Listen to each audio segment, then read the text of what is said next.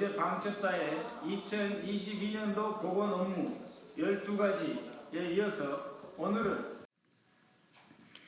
방첩사의 반헌법적인 업무 보고는 12.3 내란을 위한 사전 작업이었습니다.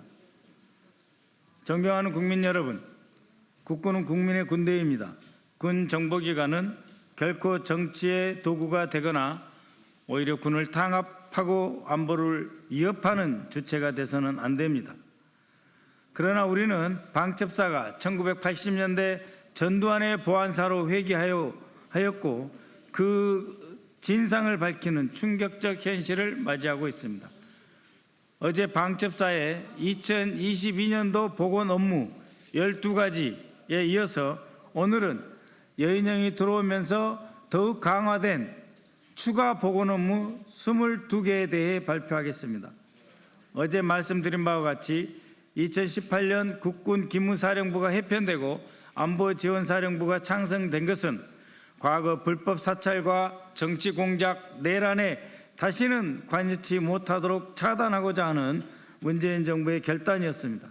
그러나 윤석열 정부가 들어서서 방첩사령부가 부대혁신 TF를 설치하고 47개의 폐지 업무 가운데 12개 업무를 부활했습니다. 그런데 2023년 11월 8일 방첩사령관이 된 여인영은 이 12개 업무를 부활시킨 데 그치지 않고 더욱 공세적으로 실시할 계획을 세워서 시행을 했습니다. 뿐만 아니라 나머지 47개 가운데 12개를 뺀 나머지 업무 가운데 대부분을 다시 복원시켰습니다. 그 복원한 업무는 22년도에 12개의 업무를 복원할 때조차 이거는 도저히 해서는 안 된다 하는 임무를 다시 복원해서 광범위한 대국민 사찰을 실시하게 된 것이고 이것은 완벽하게 전두환 보안사로 돌아간 것이다 라고 말할 수 있는 것입니다. 네, 바로 설명 들어가겠습니다. 이 표를 보시면은 확인하실 수 있는데 폐지했던 업무입니다. 왼쪽에는 구 기무사에서 폐지했던 업무 22년도 부대혁신 TF에서도 이것을 다시 살리겠다고 마음먹지 못했던 그 업무를 다시 살려냈다는 것입니다. 보시면 방첩 이를 통해서 군의 정치적 중립성과 민간인 사찰을 금지하겠다는 그 근본은 모두 흐트러졌다라고 하는 것인데요. 첫 번째로 기획 내사를 위한 정보 수집을 부활시켰습니다. 기획해서 사건이 발생해서 수사하는 것이 아니라 내사 자체를 기획하는 것입니다. 기획 내사를 위한 정보 수집 업무는 내사 대상자의 정치적 성향, 사회적 관계, 과거 활동 이력 등을 사전에 파악하고 선별하여 사찰 대상으로 묶어놓은 다음에 언제든지 수사로 전환시킬 수 있는 조사 작업을 다 하겠다라고 하는 기획 내사를 위한 정보 업무를 하였습니다. 민간업체에 대한 신용정보 조회 업무도 부활했습니다. 민간업체에 대해서 왜 신용정보를 자신들이 조회하고 그에 관한 조사를 하고 정보를 취득해서 축적해야 하는 것입니까? 특정 기업을 줄 세우고 정권 코드에 맞는 업체가 방산업 혹은 국방 획득 업무에 참여할 수 있도록 길을 터주는 반면에 그렇지 않은 업체는 배제하기 위한 정치적 목적, 즉 줄 세우기와 정권 코드에 맞는 업체 선별용이다 라고 말할 수가 있습니다. 또 하나 놀랄 만한 일은 대북 관련 정책 제언입니다. 국방부 합참에는 정보본부가 있습니다. 합참이 따로 있고 국가정보원이 따로 있습니다.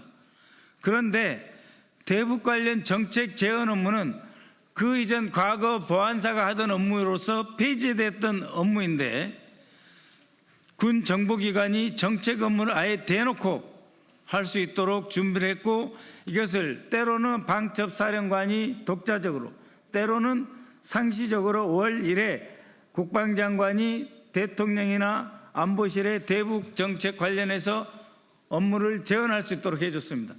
그러다 보니까 국정원 대외 해외 담당 차장의 보고도 안 믿고 유튜브 놀이에 빠지게 된 것 아닙니까? 그다음 민군 갈등 요인 진단 및 관리라고 하는 업무를 완전히 되살렸습니다. 민군 갈등 요인이 얼마나 많습니까? 그 범위는 또 얼마나 넓습니까? 그러한 것들을 모두 위협 요소로 취급하고 진단 관리하겠다라고 나선 것입니다. 도대체 방첩사가 하지 않은 일이 무엇입니까? 이 또한 불법 업무로 아예 2022년에조차 다시 살아나오지 못한 업무를 여인영이 되살린 업무다, 이렇게 말씀드릴 수가 있습니다. 이후 추미애 단장님께서 계속해서 이어가시겠습니다.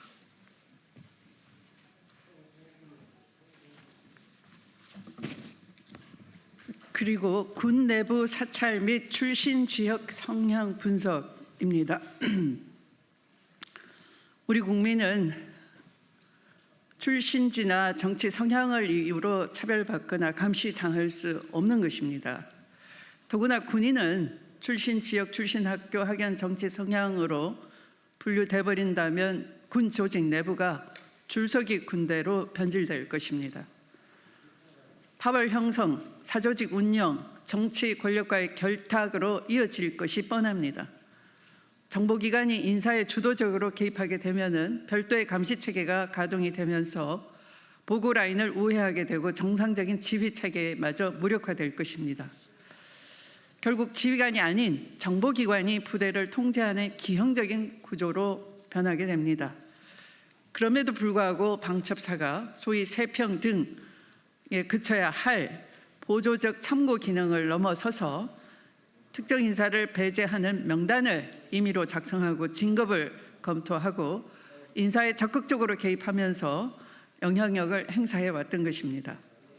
장성급 이후 반향 수집 처리는 장성 인사에 본격적으로 개입한 것입니다. 이 업무는 장성급 장교가 보직 해임되거나 전역한 이후에 그 장교에 대해서 내부 여론이나 언론 반응, 정치적, 사회적 활동을 수집, 관리하는 행위입니다.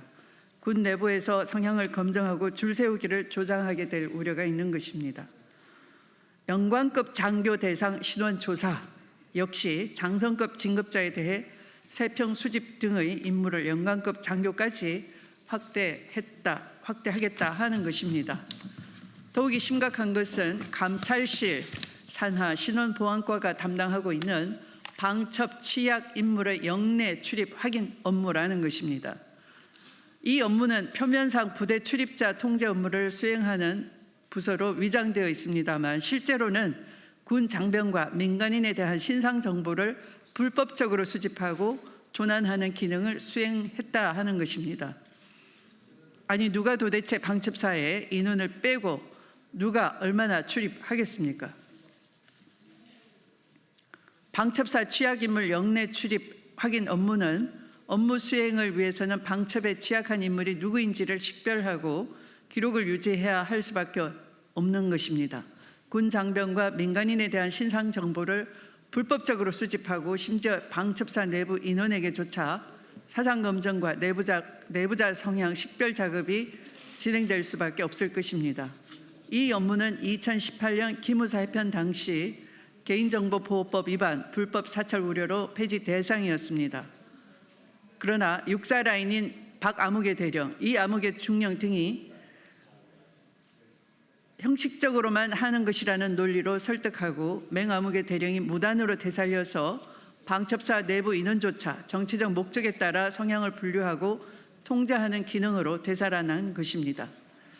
다음 시민사회단체 예비역단체 사찰 업무 역시 아주 노골적으로 시민단체와 노조, 예비역단체 등을 대상으로 비군사적인 일상 동향을 수집하고 성향을 분류하고 활동을 감시하는 불법적 정보 수집 활동을 진행했습니다. 다음 반미단체 및 한인노조 활동 실태 파악 업무에 관한 위험성입니다. 방첩사가 수행해서는 안 될 민간인 사찰에 해당하는 불법 행위입니다. 헌법이 보장한 표현의 자유, 결사의 자유, 노동권을 정면으로 침해하는 민간인 사찰 행위인 것입니다. 다음 희생장병 관련 단체 성향 분석 업무 역시 유가족과 시민사회의 정당한 문제 제기를 위험 요소로 규정하면서 비판 여론을 억제하려는 명백한 정치 공작 행위에 해당한다 할 것입니다. 다음, 지역별 예비역 단체 활성화 유도 및 예비역 단체 활동 분석 등의 업무 위험성입니다. 정권 친화적인 단체를 선별해서 지원함으로써 정치적 목적에 부합하는 여론을 형성하고 선거에 개입하는 시도로 해석될 수밖에 없습니다. 2000년 초반부터 2010년까지 기무사가 반핵 반김을 매개로 군기관을 집회에 동원하거나 예산을 지원하는 방식으로 정치적 목적에 부합하는 민간 활동에 관여한 대표적 사례에 대한 부활인 것입니다. 그 밖에 민간인 사찰 활동의 위험성입니다. 대규모 재난재해 정책 지원, 기획내사 등을 위한 정보 수집, 공사 현장 보안 순찰, 군사시설 보호 협의회 참석 및 정보 수집, 보훈 정책 개선 소요 도출 및 분석, 민간인이 된 예비역을 대상으로 군 관련 정보 수집 등의 업무들도 민간인 사찰에 포함될 것입니다. 이렇게 방첩사 본연의 군사적 방첩 업무와는 전혀 무관한 일상적 민간 영역까지 감시 대상으로 삼고 있다는 점에서 매우 심각한 위헌 소지를 담고 있습니다. 군 정보기관이 사실상 국가정보원과 치안정보기관 역할까지 넘보며 헌법상 권력 분립과 문민 통제 원칙을 명백히 훼손하고 있는 실상인 것입니다. 윤석열 정권 아래에서 방첩사령부가 수행한 업무들은 단순한 기능 복원이 아닙니다. 군이 다시 정치공작, 사상검열, 민간감시를 통해 정권 유지를 위한 도구로 작동할 수 있도록 만든 구조인 것입니다. 12.3 내란을 위한 사전 준비 작업이었다라고 봐지는 점입니다. 도로 보안사로 돌아간 군 정보기관은 이미 정치적 반대 세력을 감시하고 내부 군 장병들을 성향별로 분류해서 정권에 불리한 자들을 배제하는 사찰 기능을 거의 회복했다 할 것입니다. 다시 한번 강조합니다. 방첩사령부의 모든 불법적 정보 수집, 정치 개입 업무를 즉각 중단하도록 조치해 주십시오.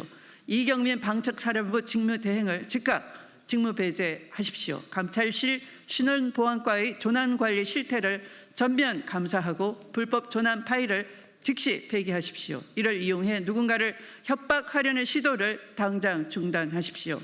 이재명 정부는 반드시 문민 통제를 복원할 것입니다. 이재명 정부의 군을 다시 국민의 군대로 되돌릴 것입니다. 기무사 해체의 정신, 문민 통제의 원칙, 정치로부터의 독립이라는 헌법 정신은 결코 후퇴할 수 없는 시대적 과업이기도 합니다. 군은 정권의 하수인이 아닙니다. 방첩사의 정치 개입과 민간인 사찰을 방치한다면 민주주의는 다시 총칼 뒤의 그림자 정치로 돌아갈 수밖에 없기에 조속히 위의 사항을 관철해야 할 것입니다. 마치도록 하겠습니다. 감사합니다. 수고하셨습니다.